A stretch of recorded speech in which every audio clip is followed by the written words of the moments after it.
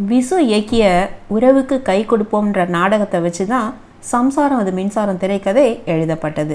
ஏற்கனவே நாடகத்தை வச்சு வெளிவந்த திரைப்படம் தோல்வி அடைஞ்சும் ஏவிஎம் சரவணன் தைரியமாக விசுவை படத்தை தொடர சொல்லிவிட்டார்.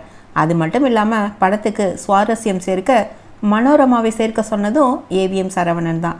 இந்த படத்துக்காக தனியாக 3 மாதத்தில் ஏவிஎம் ஸ்டூடியோவில் வீடு கட்டி கொடுத்தார் ஏவிஎம் குகன். கிட்டத்தட்ட 41 நாட்களில் 17 லட்சம் ரூபாய் செலவில் படம் எடுக்கப்பட்டது. சங்கர் கணேஷ் இசையமைச்ச படத்தில் பாடல்கள் அனைத்துமே சூப்பர் ஹிட்.